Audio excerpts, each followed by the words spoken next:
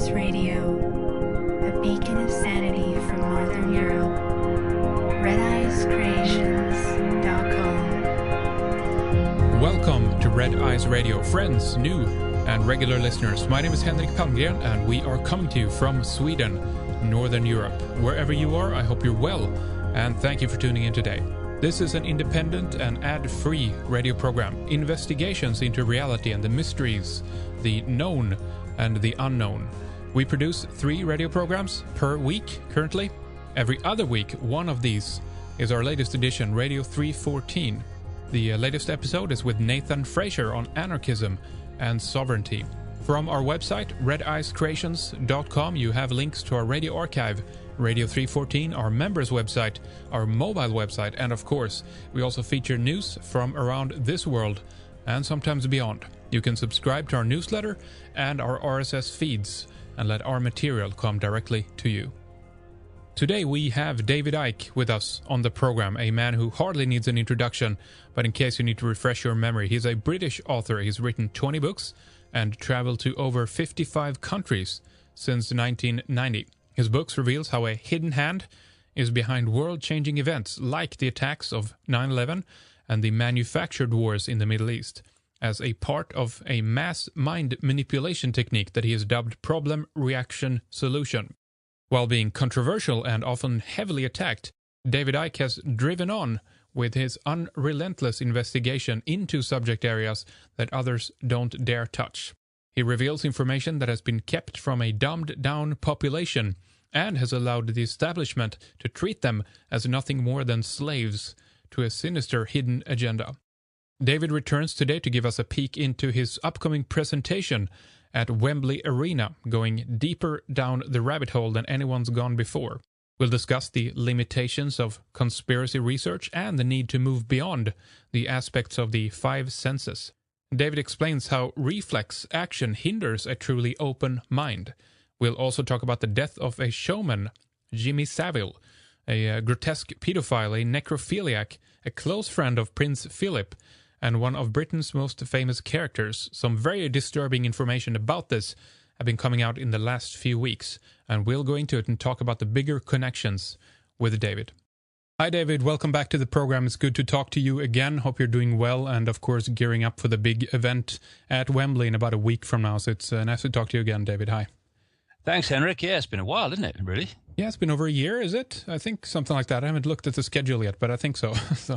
But yeah, things are going well. It's funny, really, because we booked the Wembley Arena and in February, and seemed a long way away when it was really something like 8 months, wasn't it?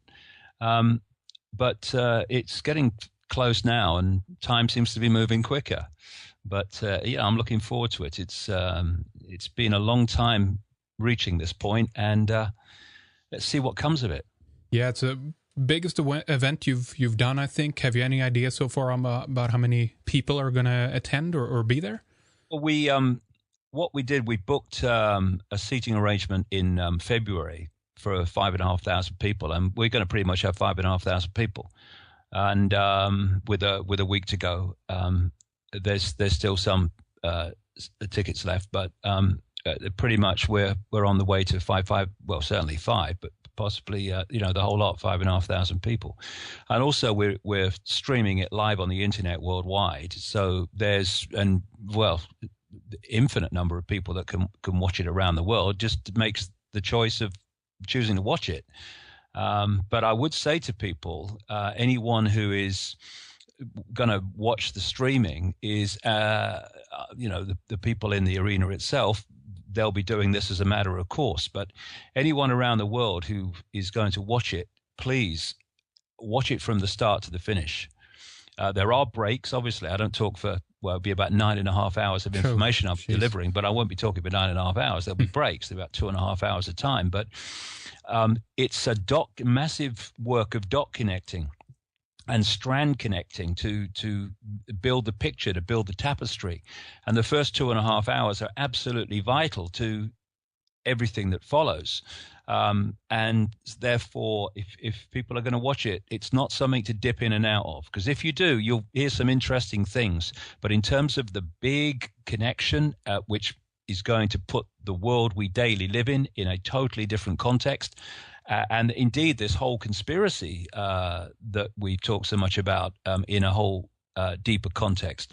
But it has to be watched from start to finish for that to happen. And in the last section, I mean, you know, we've got lots of music, and we're going to kind of wind the energy up and really, you know, take the roof off energetically. So it's a multi-leveled event, and not just hard information, though that's the basis of it, obviously, but also where we go with it, what we can do about it. And this is why it's so important to watch the whole thing, is because to understand the deeper levels of where it's coming from and what's behind it is to understand how we get rid of it, how we remove it, how we deal with it.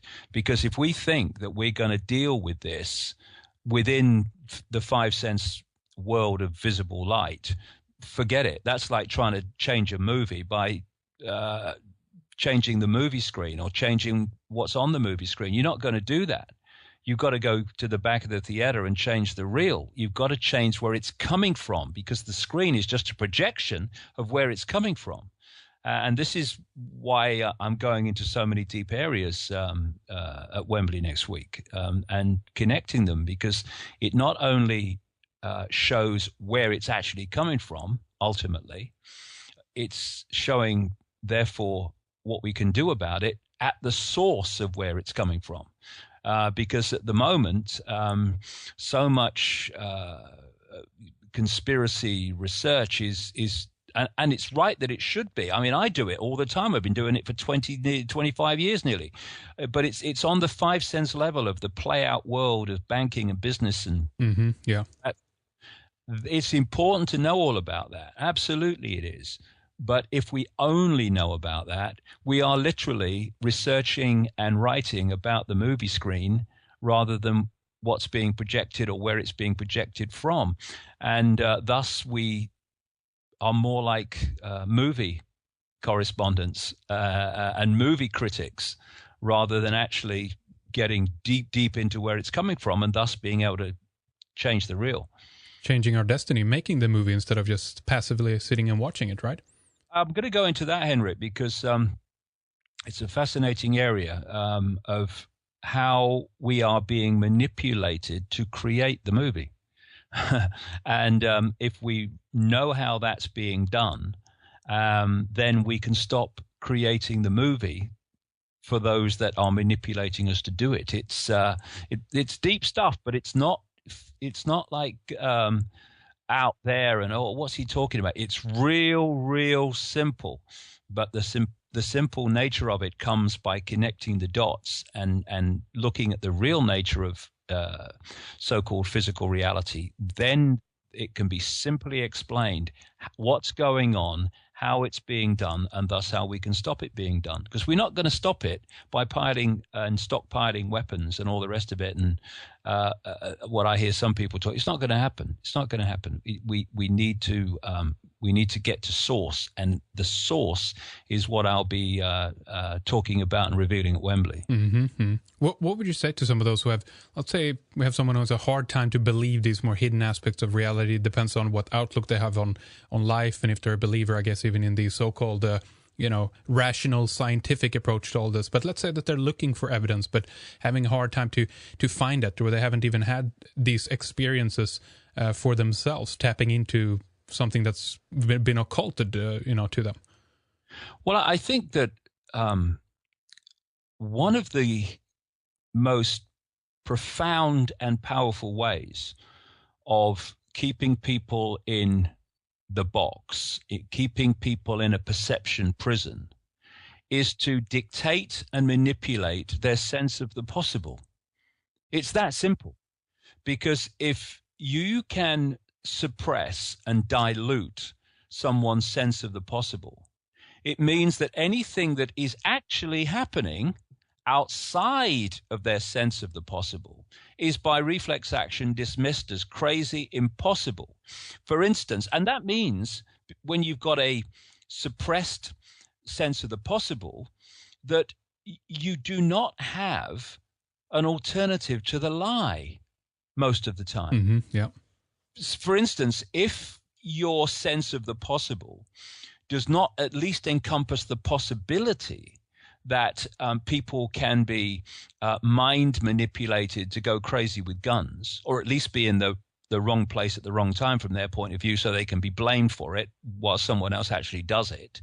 If you can't encompass the possibility of that possibility, then when the government says this guy's gone crazy with a gun in a theater, even though the witnesses say there was more than one gunman, when they say that this guy's gone crazy lone guy Wade Page in a Sikh temple in Wisconsin, although witnesses again said there were multiple shooters. But if you can't encompass the fact that someone could be mind controlled to do that, to bring about a situation that leads to changes in society as a result of what they've done, then when the government says this was a lone nut, then you have no alternative to the lie. So all the time, collectively and individually, our sense of the possible is being squeezed. Now, Henrik, I see this all over the conspiracy research arena. That's why, I'm a kind of maverick within mavericks in so many ways, because so many so-called mainstream, credible, left-brain, intellectual people within the conspiracy research movement dismiss what I say and dismiss me as a person and dismiss me as in any way credible, because I'm talking about things happening and being behind this ultimately that are outside their sense of the possible. Because if you have an open mind, then you are open to all possibility. It doesn't mean that you're going to believe everything or anything just because it's there. Sure. No, of course you question it, you check it out, you research it and all the rest of it. But the point is, you do not dismiss it by reflex action. No more research. In fact, no research at all, nothing. It's just outside your sense of the possible. Thus, it cannot be real. And anyone talking about it, they must by definition be crazy or trying to have people on. And thus, conspiracy research, to a very large extent, while it does a great job within the area that it operates often, is still a belief system that has walls around it. And so they will, it's ironic really, that they will see the mainstream of people who dismiss any idea of a conspiracy as asleep and close-minded, and they say to them, open your mind. But open your mind how far, mate? How far? As far as you've opened it, there's a conspiracy within 5 cents reality and banking and politics and manipulated wars and terrorist events. So that far, or do they have permission to really, really open their minds to possibilities beyond that? Oh, no. If you go beyond my sense of the possible, then you must be wrong. So all this is going on all the time. And it's like a holographic kind of situation where every part of the whole is a smaller version of the whole. While the whole, in terms of mainstream society, may have a much more suppressed sense of the possible and sense of, what is happening. And someone here who's doing some conspiracy research might have a slightly wider perception of the possible. They still have walls around their sense of the possible. And once you do that, then you're in a box. It might be a slightly bigger box than the people that you're trying to wake up, but it's still a box. Yeah. I've said this many years ago. If you can tell me what you believe, if you can give me a name to what you believe, you're in a box. Because if you have a truly open mind, truly open heart, and access innate intelligence, then you do not have a name that you can give to what you believe, because you actually don't believe anything. See, people find it difficult when I say to them, I don't believe anything. Oh, but you say this. Yeah, but I don't believe it in the sense of it being stuck in stone. What I have at any point in time is a perception of how things are. But I know that given we live in the forever of infinity, that whatever I know, there is always vastly more to know. Thus, I've got my trainers on I'm dancing on the spot, and I'm looking for the next move to push the cutting edge of my understanding, because I know that whatever I know, there's always more to know. So rather than have a belief system, you have a sense of perception of how things are at this point. But you know that by tomorrow or a few days hence, if you're really open-minded, then something will come along to push you a bit further. Your overall themes might still be pretty much the same, but you're a bit more understanding of this bit of detail, and everything starts to move and continues to move. And you know, it's staggering to me. I say to people, take a deep breath, take a step back, look at it again, because people can get so focused on dots, so focused on the constant bombardment of repeating bloody information that they receive, can't see the obvious. And look at it this way. Look out, even, and there's a lot more to know about this, which I'll go into at Wembley, I'll tell you.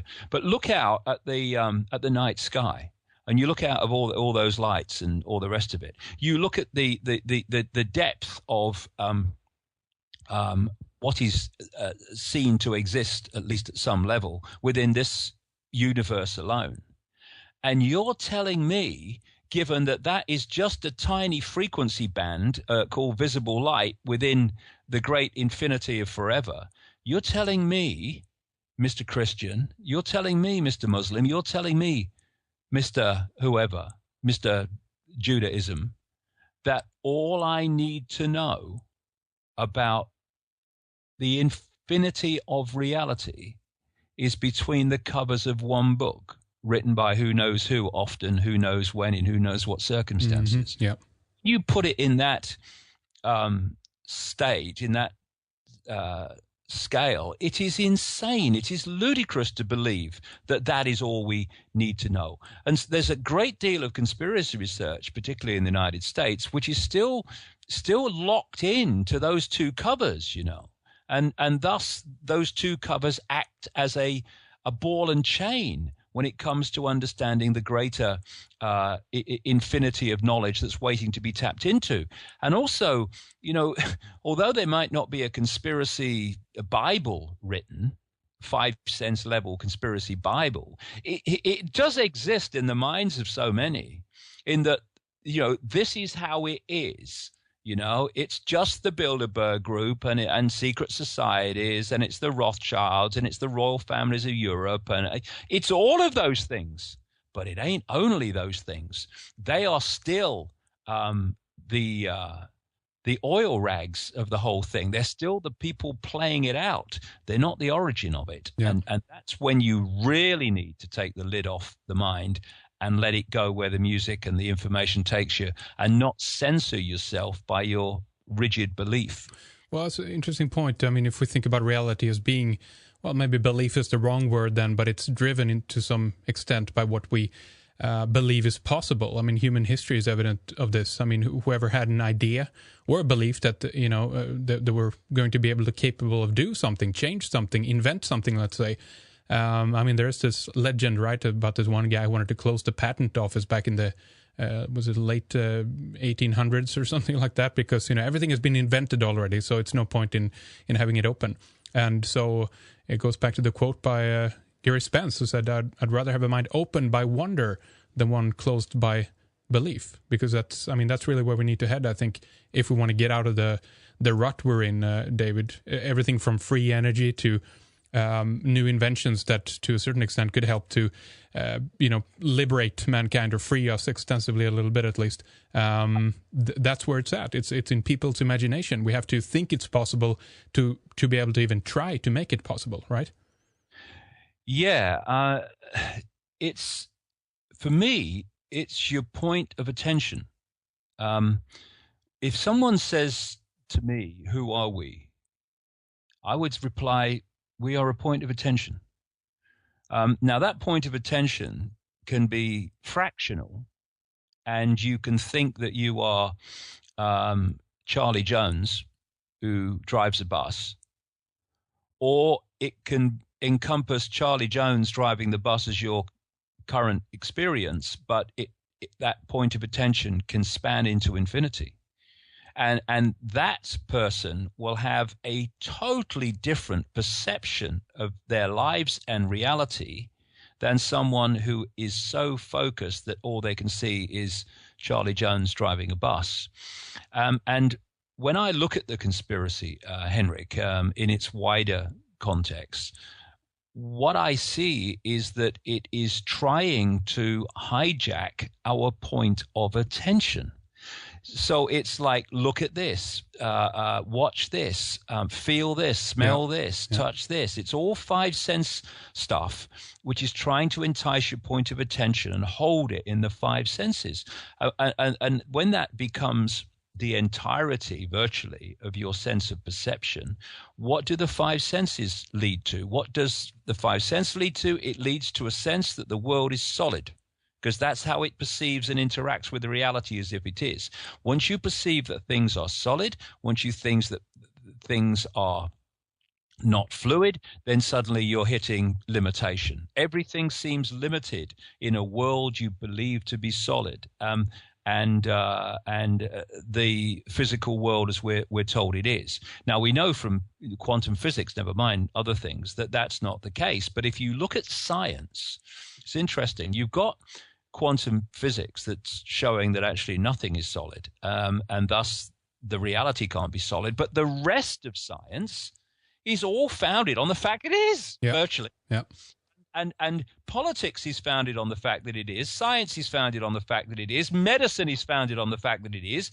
And so, once you get pulled into that point of attention, then it's all limitation. It's all I can't. It's not possible. And you can get to a point where, in that terribly limited sense of perception, you can believe there's nothing left to be invented.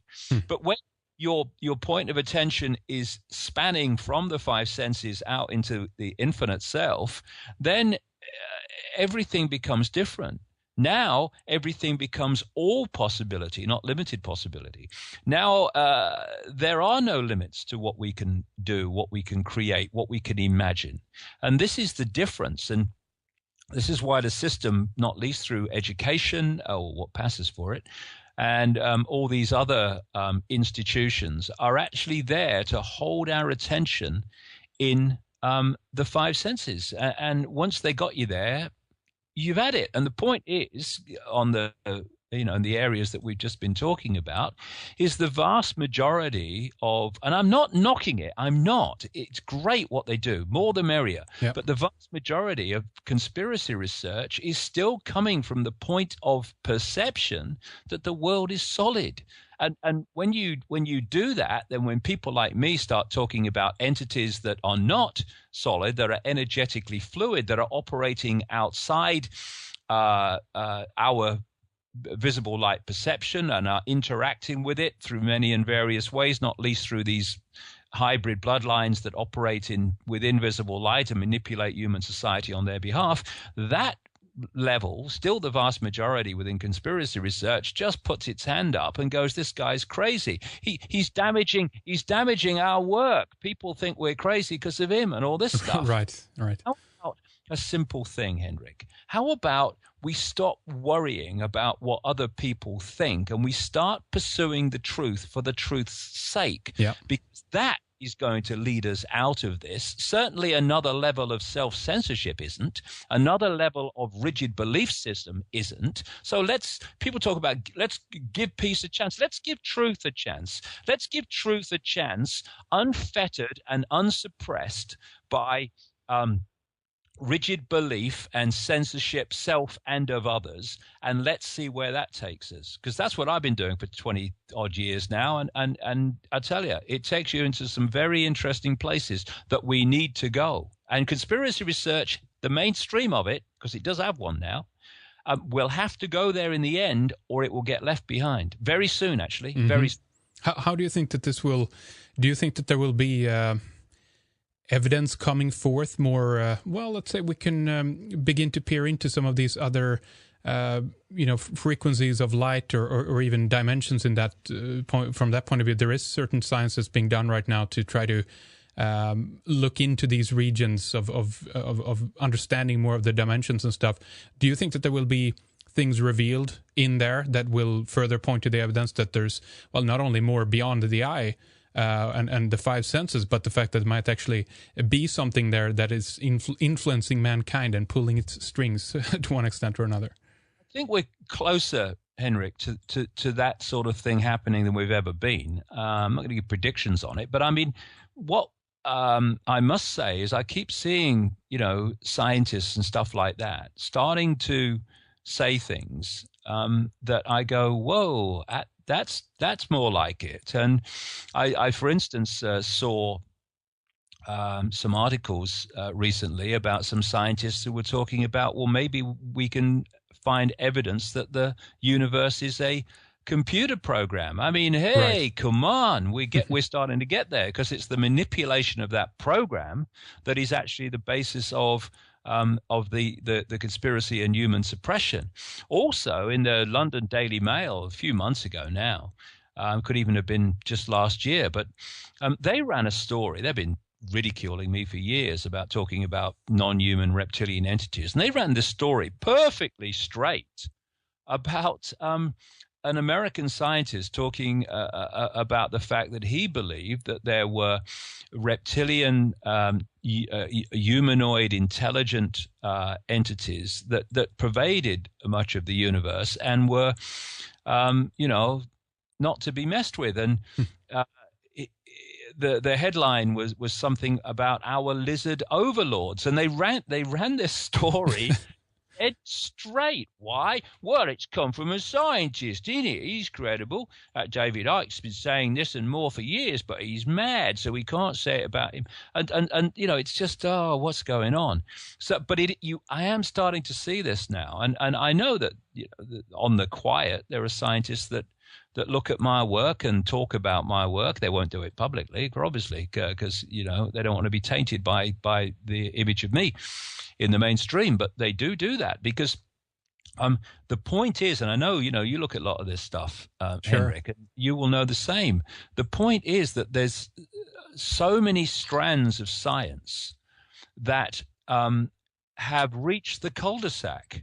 Yeah, they've reached the end of the road with a wall on the end, because if they continue with their belief system of how everything works, then they simply cannot answer the basic questions of life. Who are we? Where are we? What is the nature of reality? They can't do it. And this is why there are more and more scientists, nothing like the majority yet, of course, but there are more and more scientists who are starting to look at the fact that this universe has to be some kind of holographic structure in nature, because it's a way to explain all these, according to mainstream scientific belief, unexplainable things, and they're not. I mean, when I put this talk together at Wembley, there's going to be so many unsolvable mysteries drop before people's eyes. It's unbelievable. And it's going to be not some great, headache creating deep, complex explanation. It's simple. It is so simple. All genius is simple. And genius is seeing the complex in the simple, and it is seeing the creative potential of the simple. If it's complex, there's always more to know, and if it's complex, you're not there yet. That's for sure. It is simple the way it all goes together. It's complex sometimes and often in the way it all plays out and interacts with each other, but in its basic form and explanation of it all, it's dead simple. But you'll know this, the number of scientists you come across who they've been through the education system, they've been through the science indoctrination system, they've been pressured through funding and peer pressure to conform to the song sheet, and that basically comes together under the heading of it must be complex. It can't be that simple. Mm-hmm. Because the left side of the brain, which they get locked into very early in life through the education system and their own specializations, the left brain sees complexity. The right side of the brain sees simplicity. It sees the connections of everything, while this left side of the brain sees everything as apart from everything else. Thus, if you are imprisoned in the left side of the brain, and this is where the vast majority of scientists are, teachers are, academics are, doctors are, etc., journalists are, then you will not see the way everything connects. You will only see a big mass of unconnected things, and you'll look at the world with your jaw at least slightly dropped in total bewilderment, even if you think about it, saying, I don't understand how it's all fitting together and what's going on. And you are a journalist reporting the world for the public? Yeah. That's how it is. Yeah. You know? Yeah, education is the limitation in many regards. Not all, of course, but in most cases, I mean, mankind has, gone through this kind of limitation, as I said before, where we are fairly early on in the process closed off, and we're told what is or what isn't possible. And the fact is that if we don't continue to harness those, properties within our brain to see beyond what we're being told is possible, it's less of a chance that we're going to be able to go there. But I wanted to ask you, David, if you think, or if you believe in some regard that mankind as a whole right now is going through some kind of transformation that maybe is beginning to balance the hemispheres a little bit of the brain, that the cycles of our own progression, if you will, is somewhat reflected in a greater cycle maybe that's going through or pulsating through the universe right now. Some people believe this, that we're like actually on the cusp of having our eyes opened literally because of other forces in our universe. What do you think about that? Yeah, well, this connects into the point you made earlier when you asked about whether more stuff's going to come out through scientists and what have you to show that things are not like they thought it was. When I had my own initial awakening, because people say I woke up. No, you didn't. You started to wake up. We're all in the process of awakening. I mean, the possibility of awakening, expansion of point of attention, is infinity.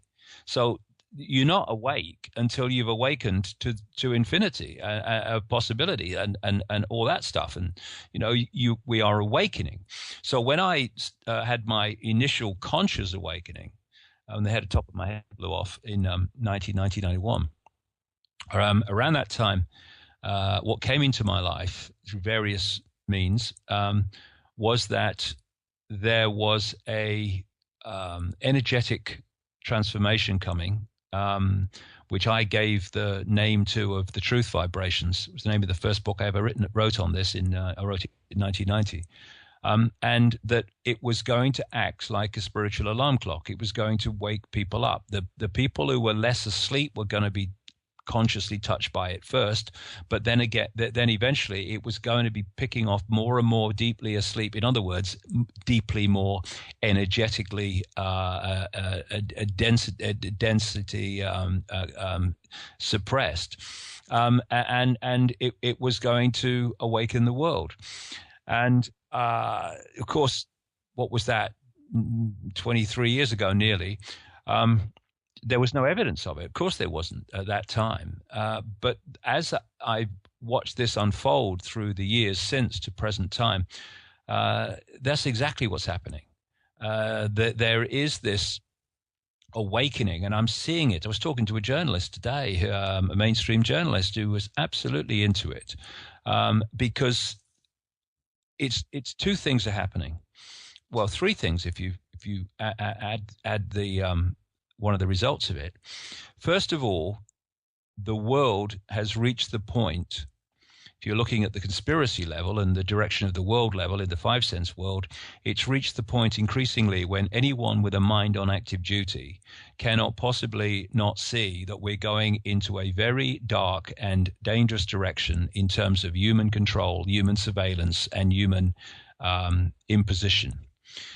So it's not some theory anymore. It's not some time over the rainbow anymore. It's actually happening. It's being announced by politicians. It's being announced on the television news. At the same time, after all these years, we've reached a point, not least thanks to the internet, where there is an enormous amount of information to explain, at least in the five sense arena, what's behind this direction the world's clearly taking. So, there are two things that we weren't seeing before. And then the third one is what we're talking about. There's no question in my experience, my observation, all over the world, by the way, not just in the West, that people are being, from within, instinctively, intuitively pushed to look at things they wouldn't look at before, to not dismiss them as they would dismiss them before. It's happening. I mean, I see it all the time in people that correspond with me, people that stop me in the street. People stop you in the street and talk to you, and they're people you might have known for years, and they were closed-minded as hell, and concrete encompassed, and now they're talking about all this stuff, and they want to know more, and it's happening. So yes, and people in science and people in these institutions that the system uses to suppress and to misdirect and misinform, they're not immune from being touched by this vibrational change, this information change. And so, yes, it is happening. And you see, I've been saying, all along, I didn't buy the whole 2012 story. For me, 2012's significance is that it's not 2011, but it's not 2013 or 14 either. This truth vibrations is coming in. It's getting more powerful. It's getting more influential. It's touching more people. And I don't know whether you've noticed this, mate, but it's clearer and clearer to me that there is a parting of the ways here, because I'm seeing more and more people touched by this and opening in their minds, at least to some extent, to what they would have dismissed or not even thought about before. But on the other hand, I'm seeing those that are not being touched by it because they're not vibrationally in sync with it, who are getting pulled more and more into the system. Oh, yeah. Yeah. More closed, more and more concrete. Whereas these other people are becoming more and more open. So it's an interesting time. And what I kind of understood was the game, that what was going to happen in those early 1990s and stuff is actually happening. This is not a parting of the ways between the chosen and the not chosen. This is a parting of the ways between those who have opened their mind. It's a choice to this vibrational impact and vibrational change, and those who are repelling all borders to it. It's a choice, and those at the moment that are getting pulled more and more into the system, they can come out of it whenever they choose. It's just a choice. And what the system's trying to do is to hijack our point of attention, to hijack our perception of the world, and to throw so many emotionally charged, emotionally disrupting situations at us that we get pulled into fear, into anxiety, into anger, into hatred, into resentment, because they are very low vibrational states. And if you get pulled into them, these truth vibrations, as I call them, are going to pass you by. And that's the idea. It's like I said earlier, mate, beyond the presidents and the bankers and the royal families and all these people, beyond the Rothschilds, although they're fully aware that the inner circle of the Rothschilds and people like that, what they're connecting to. But beyond that is this unseen force which understands all these things, which understands that the nature of reality, up to an extent it understands it, is energetic, and thus if they can pull you into a low vibrational emotional state, they're pulling you into a level of vibrational density which disconnects you from your greater self and focuses your point of attention upon five sense reality and into a mode of survival. This is why they want us in a situation where people are fearing surviving physically. They're fearing surviving in terms of economics and paying the rent, fear of their job surviving and all this stuff. And all this fear of not surviving pulls you in to this low vibrational state. It's all being systematically done. Yeah. The system is getting more rigid. It's getting paranoid and fierce. And I think that they will throw anything at us, kind of collectively, if you will, to draw us back to their attention for those who manage to disconnect. And I mean, again, just like they've done in the past with false flag terrorism, it's they need to show us why we need them, so to speak, and they will do anything to uphold this illusion, to kind of justify their existence and justify, again, their paranoid fierceness that they're now beginning to show, because it's getting well beyond ridiculous at this point, I think. I mean, from 9/11 and onwards, it's like we've gone into a nightmare with all these systems and the way the economics and the politics are heading. It's looking pretty grim, actually, right now. It is, but I think, you know, in many ways we are seeing a system in its death throes. But you know, again, humanity has a choice.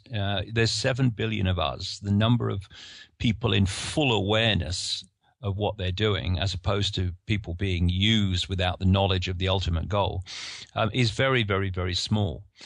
Compared with 7 billion, tiny, almost infinitesimal compared with 7 billion. Yeah. But it's, again, focusing attention on the 5 sense level of reality. That's what happens when you are worried about paying the rent, you're worried about your job, you're worried about your family. These are all 5 sense situations. And that's the idea, to pull us into that. And that's the system they want us to be in, that state, right? Because that's ultimately beneficial to them, because then we're in their world, we're in their belief system that they have set up, and we have very few options of seeing something else, of getting outside of that box, that reality that has been created and invented for us.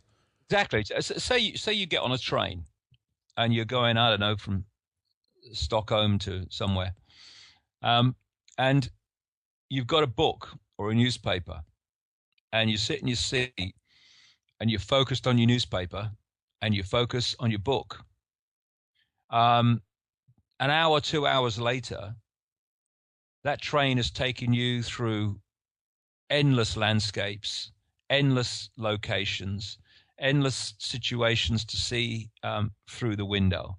There are probably things being going on in the carriage around you that you've not noticed because you've been focused on the book and the newspaper.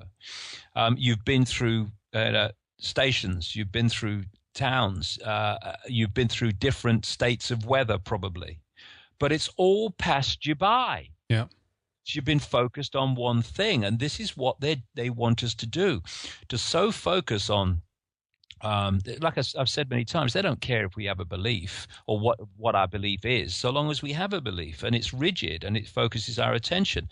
Doesn't matter if it's your family alone, your football team alone, your hobby alone, your career alone, as long as you are focused very powerfully on one thing, because then the rest of the world passes you by. And it's in that peripheral vision, which you lose when you focus completely on one point of attention, that all the manipulation's going on. So when you have a much greater range of attention, then you can focus on a task, if you like, on one thing. But at the same time, because you've got a much wider range of attention, you can observe the peripheral vision area as well as that which you're actually focusing on at the time. It can be done, but not when you're focused only on the 5 senses. That can only see the dot, but you can focus on a dot and you can see the greater picture. For instance, people like me, dot connectors and what have you, doing it all the time, because I might be focused for an hour or a day on 9/11 or some banking situation, but all the time I'm focused on it, I know that connects into a great web of which it is only a dot. It is not the web itself. It is not everything. It is part of everything. And we can do this in life if we have this range of attention rather than focused pinhead attention, which is what the system wants. I mean, look at the education system. I came across this list of things, absolutely brilliant, about what school teaches us. It teaches us, one, truth comes from authority, because the teacher, you come out the womb And in very little time, smaller and smaller amounts of time now with preschool and all that stuff, there's someone standing up in front of you who's an authority figure telling you when you have to be there, when you can leave, what you do while you're there, and all the rest of it. Preparing you to be an adult in which the greater authority does the same and you conform to it because you've known nothing else. Intelligence is the ability to remember and repeat. That's exactly what it is. That's not intelligence. That is memory of what someone else has told you to believe. 3, accurate memory and repetition are rewarded. Yeah, you remember what we've told you to believe and you repeat it on the exam paper. We'll say you've passed and people will go, oh, you got great grades. And then 4, non-compliance is punished. Challenge the authority figure at the front of the classroom, don't agree with them, refuse to do what they say because you don't agree with it, and there's a punishment. And 5, conform intellectually and socially, because that's the easiest way to get by without hassle and upset. That's what it's teaching you. It is a way of preparing young people to become the adult slaves for the rest of their life. And I came across this, you'll know this guy, he's got some great quotes, H.L. Mencken. He said, the aim of public education is not to spread enlightenment at all. It is simply to reduce as many individuals as possible to the same safe level, to breed a standard citizenry, to put down dissent and originality. That's exactly what it is. And I came across a study at the College of William and Mary in Virginia recently, where a guy called Kyung-hee Kim, professor of education, did a study with others on the personality changes and perception changes of school-age children between kindergarten and 12th grade. And what they found in the study, very, very interesting, though not surprising, that in that period from kindergarten to 12th grade, there was a massive decline of creativity as, quote, children have become less emotionally expressive, less energetic, less talkative and verbally expressive, less humorous, less imaginative, less unconventional, less lively and passionate, less perceptive, less apt to connect seemingly relevant things, in other words, connect dots, less synthesizing, and less likely to see things from a different angle. That's what it is. It's a programming machine. Wow. And one of the greatest things that people can do, young people can do, is reject it. That's right. Reject, because if you don't, or at least go into it with the conscious awareness of what it's trying to do to you, thus you can repel it if you do that and stop it doing it. But if you go in with your guard down, thinking that it's trying to serve you and make you cleverer, then you're a lamb to the slaughter. That's right. David, I want to shift focus just a little bit here in the last 10, 15 minutes or so that we have here. And I wanted to ask you about the business of this Jimmy Saville in the UK right now. I've only peripherally kind of read about this. And how does this tie into the larger picture of what's going on right now? Well, this was fascinating to me when this came out, because I've been talking about this guy, Jimmy Saville, being a paedophile and a necrophiliac. He used to have a thing about sex with dead people for many years, back to the late 90s. And of course, Icke's a nutter and all that stuff. But a television program has just come out. He died in 2011, Jimmy Saville, at the age of 84. And a television program came out which exposed the fact that he, over a long period of time, for decades, and more's come out now. I mean, crikey, it's just exploding. This guy must been at it all the time. But he was abusing underage children, usually girls, that's come out. But actually, there's more to it than that.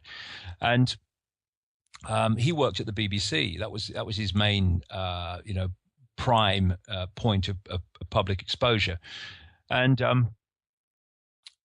he used to do a lot of charity work. He used to run marathons. He used to volunteer to be porters in hospitals, and he used to have charities to raise money for hospitals, and these hospitals would give him a room, an office, even sometimes a bedroom in the hospital. He used to do the same at a place called Broadmoor for seriously mentally disturbed people and criminals and killers as a result of their psychiatric state. And he was seen as the national treasure. He started out in the late 50s, early 60s, when the great swinging 60s music scene started in Britain, and a new genre appeared called the disc jockey. He started out on Radio Luxembourg, this kind of iconic radio station of the 60s, and then he went into the BBC and all that stuff. And he openly talked about his closeness to the British royal family. And later on in years, he would talk about the fact that he was untouchable, that there was nothing he couldn't do, and there was no one that could touch him, whatever he did, and all the rest of it. And he died, this old guy of 84, and he was given a hero's funeral. Oh, Jimmy Savile, what a great man. Good on you, Governor. Well, that's not what they're thinking now, because the dike has been breached and it's coming out. But what is coming out? At the moment, what's coming out is that he was the most serial pedophile, and also that he started his charities and did his charity work to get access to children and stuff in hospitals. Well, he did something else, as I was pointing out back in the late 90s, Henrik. He got involved with hospitals because hospitals have mortuaries. Satisfy his love of sex with dead bodies and stuff. I mean, this man was seriously way out there. But this is the bigger picture. And what's not coming out, but should, and I was talking to a journalist today about it, I hope something will move forward as a result of it, is the reason he was untouchable, the reason that he could do anything he liked, and that there were, over the years, police investigations started into claims of his pedophilia with underage girls, but those investigations came nowhere, was because that he wasn't just a pedophile, he was a procurer of children for the rich and famous, including the royal family. It's not a accident or coincidence that Saville, in his own words, said that he was introduced to the royal family, first of all in the 1960s, by a man called Lord Louis Mountbatten, who was a known paedophile by anyone who's investigated this. And it was Mountbatten that introduced Saville to Prince Philip and Prince Charles, and Saville became very, very close to both of them until he had a massive row, apparently, with Philip. And I was told all this in the late 90s by a lady called Christine Fitzgerald, who had been a close friend of and confidant of Princess Diana for 9 years, acknowledged as such by the media. But they fell out in the last little while before Diana was killed. But she told me about Mountbatten. She told me about Charles. She told me about what went on in the royal family, about the Satanism, about the pedophilia, and also what was left field for me at the time about Jimmy Savile, as others have too. And I said to them, why would the royal family be so close to this aging disc jockey? And then they told me about the pedophilia and the necrophilia and all the rest of it. And so because he was a procurer of children, it meant that he was never going to go down so long as he kept quiet and played the game as they wanted it played, and on doing what he was doing for them.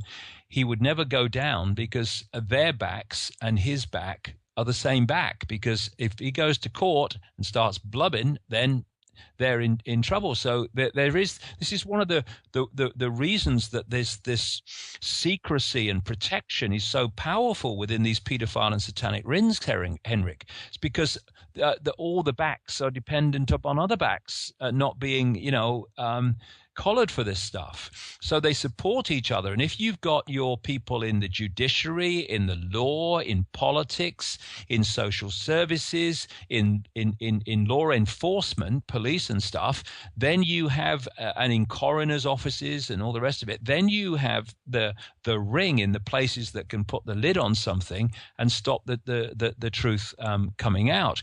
This man, Thomas Hamilton, who shot all the children at the Dunblane school in Scotland in 1996, he was a procurer of children. He was a paedophile himself, but he was a procurer of children for the rich and famous.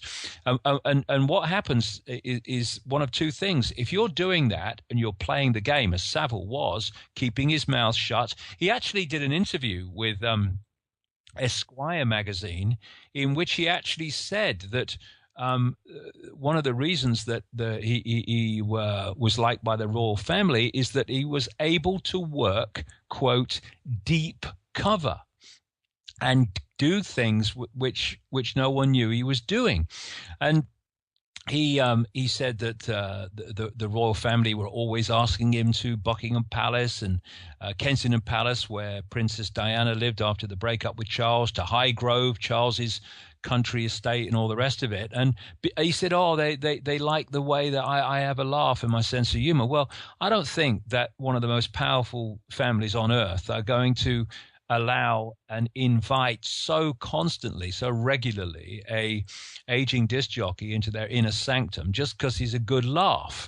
And also, according to Saville, he was invited to have Christmas dinner with Margaret Thatcher many times over the years when she was prime minister. And now the stories are starting to appear about the fact that Saville was providing children for a guy called Ted Heath. Well, Ted Heath was in my books, The Biggest Secret. It came out in 1998. When I named him, 5-7 years before he died, he was still a politician, as not just a practicing Satanist and pedophile, but a serial child killer. And the passage in the book was read to him by a journalist as soon as after it came out in 1998, and nothing happened because I was spot on with that, because I don't cross the line to naming people like that unless I've got a lot of back research, and I'm absolutely sure I don't want to name people when it's not true. Sure. And Heath has been connected to the Jersey Children's Home. That story that broke some years ago, and then the genuine police investigation was blocked, just as the one in Belgium was with Marc Dutroux. That's right. Saville's connected to the same Jersey Children's Home. He denied through his lawyer, when a newspaper mentioned some years ago, when the story broke about the Jersey home, that he had been there, and all. He denied he'd ever been there. And then pictures appeared of him with the kids. So all this stuff with Saville, I wrote an article at the weekend, and I called it Jimmy Saville, Doorway to the Cesspit, because he is. Because if you carry on researching through his own paedophilia, which is what the mainstream media in Britain are pretty much holding it at the moment, and you go into the procurement of children for the rich and famous that he was up to, then the questions the media are asking now is, how could he work at the BBC and he'd be abusing underage girls in BBC dressing rooms, and BBC people knew about it? How could he do this? How could he do that? How come he was never known? How come there wasn't an investigation? Well, once you take in or bring in he was procuring children for the rich and famous, then you know why none of that happened. And it is an opportunity to really lift the lid on some of this stuff, and for people to start to realize that, it's not crazy to say these things have been going on. It is just telling the truth. In fact, he has a nephew, Jimmy Saville, called Guy Marsden, who's now he's 59. I think he's 59. And he talked to a newspaper recently after the Jimmy Saville story broke, in which he told a story of him and his mates. He comes from Leeds in the north of England, this area where Saville comes from and lived. And he said they ran away from Leeds, got on I think it was a train to London, and ended up at King's Cross Station in London, which is a notorious place for paedophiles picking up kids who've run away from home. And he said they got to Euston Station, and they were picked up by this sleazy guy and taken to this grubby flat. He said about 4 days later, Jimmy Saville, his uncle, turns up at the flat, this grubby flat. And it turns out it's a coincidence. He doesn't know his nephew's there, because his nephew's not told anybody, hasn't told his parents or anything. But Saville's turned up, not because his nephew's there, but to meet the sleazy guy who picked him up at Euston Station. And when Saville saw his nephew, the nephew says in this interview, I thought I was in trouble because I'd run away from home and hadn't told my parents where I was. But no, he said what Jimmy Savile did, Uncle Jimmy, is he just took them to a better place. And it was the plush home of some pop music impresario, as he says, but he didn't name him. And this plush place and one or two others he was taken to with his mates were the venues for paedophile parties, when famous people in film, television, everything, entertainment, came and abused these kids, but never abused the kids from Leeds. They were left out of it, probably because of, it was Jimmy Savile's nephew. But Jimmy Saville, he said, would bring children to the parties, and he said sometimes he would come with a man dressed as a priest, which made them think that, hey, these kids are coming from children's homes, which is exactly right. First of all, you have these bloodlines which are genetically and for other reasons addicted to pedophilia, and then you need to satisfy that demand, shall we say, right. You people procuring children for those people, and the people procuring them need children to procure. And what they do, they target children's homes where the parents are not there to look after them. Often people in the ring are on the staff in the children's homes, sometimes in completely staffing children's homes, some of them, and thus every now and again, you have these paedophile children's home scandals which break, the lid gets on them and people forget about it, and it carries on as before. And this is what's going on, ladies and gentlemen. Yeah. People are going about their lives and watching the game show and watching the, X Factor and all this stuff. This is what's happening in the world in the peripheral vision that you're not seeing. Yeah, and it's also after, of course, he's dead and buried, that this comes out. This is at a time when he can't talk about it and potentially point any fingers that would implicate others that have been participating in these kinds of activities. How did this break, by the way? Who told was there a BBC documentary about this, you said? No, I said there's another story there, because we have a current affairs program on BBC. It goes out every weeknight, quite late, called Newsnight, and it looks at the stories of the day and the stories of the time in more depth than the news bulletins do. Yeah. And after his death in 2011, they began an investigation into the background to Jimmy Savile in terms of his paedophilia. And again, there is going to be a so-called independent investigation into this. People don't know why. The investigation at a late stage before broadcast was blocked and stopped from being made public. And one of the suggestions is it's because the BBC at that time had a series of programs all ready to go, eulogizing this wonderful man, Jimmy Savile, and all the great work he did and all the rest of it. And they didn't want to spoil that party. But whatever was the reason, it was suppressed. Yeah. What actually happened, it came out of nowhere, really, is that it was suddenly announced that this independent television documentary was going out to expose Jimmy Savile's paedophilia against underage girls who'd come forward. And there was a great friend, an associate of Jimmy Savile, called Jonathan King, who was a pop impresario, could well have been the one this nephew was talking about. And he went to jail a few years ago for pedophilia. And there was another guy, another friend of a close friend of Jimmy Savile, called Gary Glitter, a pop star, who also went to prison for pedophilia.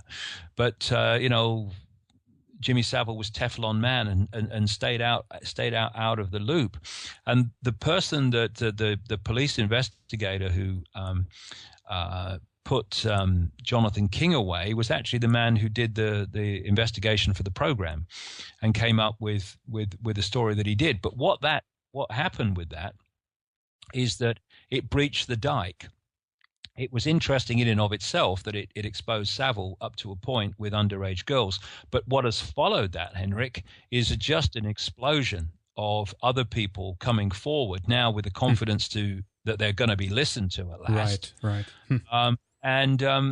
About a week ago, I've not seen it since, but about a week ago, the police said they were up to 340 leads in the investigation into Saville's activities. Well, as I said at the time, think of any number you like, double it and multiply it, and then you'll get something like the number of victims of Saville over 50 years and more, 50, 60 years.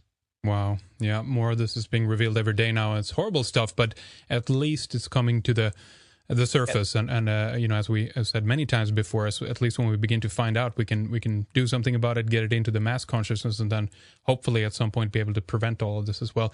We need to begin to wrap things up here in a bit here now, David, but I want to give you opportunity to talk a little bit more about the Wembley event, obviously how people can get tickets, and again, just the details about how people can view it online if they can't make it there for themselves. So it's about a week away now on the 27th of October. So give us the details on the web sites and everything, David. Well, it's real simple. If you go into davidicke.com and you can go to the homepage, but it's better to go to the headlines page, and it will be right in front of you. You can get tickets through the Wembley Arena box office, through the site, and you can subscribe to the global streaming live through the website as well, just a little bit further down, but not much. And what I'm saying to people is that, in terms of the cost of the streaming, it's £15 for the entire event, plus the fact that for a month afterwards, until the 26th of November, you'll be able to watch the event as many times as you want and show it to as many people as you want within the same price. And also, if people are finding, even £15 difficult, well, just get more people in front of one screen, and you can bring the cost down to virtually nothing. Get 5 people in front of one screen. That's £3. £3 each for a 12-hour event of information that is just going to go so deep in the rabbit hole. It's unbelievable. And this is the culmination of something I've been working on with a very, very small number of other people around me for a while, and that's to create an event which will give people all over the world the ability to see this information put together without even leaving their homes in terms of the streaming. But also, again, got to get beyond on the 5 senses. It's about bringing people together energetically. It's about connecting their focus upon the event into a mass connection of hearts and minds, which will create a tremendously powerful energy field based on that arena. And that arena and that area is in among some serious energy lines, meridian lines that passing through London, which is one of the heart centers of the global conspiracy, or lack of heart centers. But London is a major point on the global energy grid. That's why they've focused so much of their manipulation out of London, because they play and manipulate and use the energies and suppress the energies. If you can find major points on the global energy grid and you can do very, very malevolent things there, you push that malevolence into the entire energy field, the energy sea that we're all living amongst, from that key energy access point, that vortex point. And London's a massive one. So this is not just about London. This is about that energy field we call London, and its effect on the entire energy field that the entire humanity is interacting with all the time. So it's working on multiple levels, and the whole of the last 2 hours of the event will be all about building this energy up, changing the nature of the energy, and making an impact upon the energy field. And before then, it will be just amazing information connected together.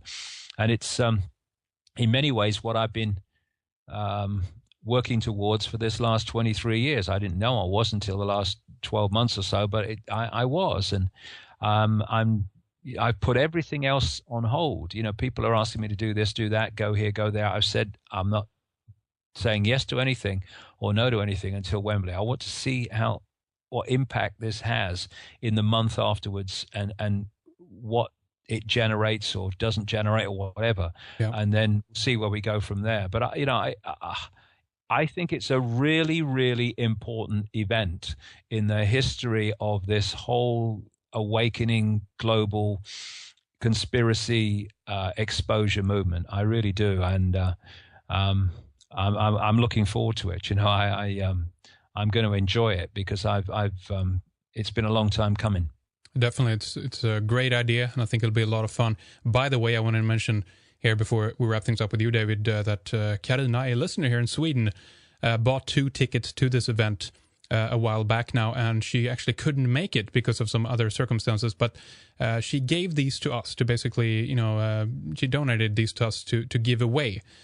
So we are going to, we're going to do some kind of simple draw based on email addresses, I think, from the first maybe 50 or 100 or so emails that comes into us showing an interest in the tickets. They are on row 21, she told me, by the way. And I'm going to give out the complete details of this at the end of the program. So stay with us to be, if you want to be a part of this, and if you want to have a chance to get 2 tickets to this event at Wembley with David Icke. And I'll provide all the instructions as well later. And it's important you follow these.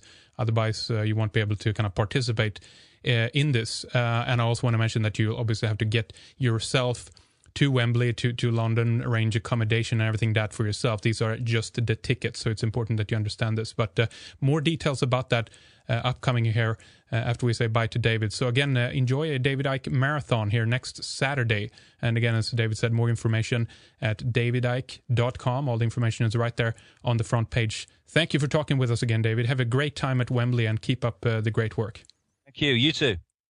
All right, let me give you the fine print here about the 2 tickets that we want to give to one of you to the event with David Icke at Wembley in about a week from now, the 27th of October in London, England, to be specific. It's very limited time left, and for this reason, we unfortunately need to limit this draw to our British audience this time. The reason for this is that we need not only to get the tickets off to you in time via snail mail, but you need to arrange travel and accommodation and everything else, because as I said, this is your responsibility. So again, this is only concerning the 2 tickets to the event itself that we give up. So preferably we would want to give this to a Londoner so we know that they will be put to use. But I think anyone in the UK can be part of this and that can make this on a short notice. These tickets were sent to us by a listener who couldn't make it to the event just a few days ago, hence it's very tight for time on this one. So we apologize for that, but it's better, I think, that the tickets come to use. So again, if you're in England, preferably London, send us an email. And you need to send it to iketickets@redicecreations.com. Include your mail address in this, mailing address, in this email. And just to be clear here, don't send us a Facebook message or respond to our newsletter or anything like that. You need to send us an email to the right address, otherwise you won't be part of the draw. iketickets@redicecreations.com. And again, include your mailing address, and based on this, we'll know that they go off to England as well. So be as quick as you can, because when we get in about 50 emails or so on this, we'll print these out. We'll put them in a jar and draw one, and we'll notify you via email, and we'll send off the tickets to these 2 as soon as possible, so you and a friend or a family member can go there and attend. And so since this program is not live, this is how we'll do it this time. And we'll announce the winner on the program page at redicecreations.com for this program with David Icke. So you can go there if you want to see the results. But you'll know pretty early in the process if your name is drawn. So again, send it to iketickets@redicecreations.com. All right, that's it for today. Thank you for listening. We'll be back on Sunday with more radio. Mike Cross on society, individualism, psychology, psychopathy, and the upcoming presidential selection in the US. And after this, we have some great programs coming up. Seth Farber and Paul Levy on the spiritual gift of madness. Then we have Kent Bain and Chris Milligan on 9/11 as a mass ritual. We also have Dean Clifford, Nick Begich, Scott Onstott with Dan Tatman and Kevin McMahon. Carol Sabik de la Heran on Robert Monroe, And we also have George Kavasilas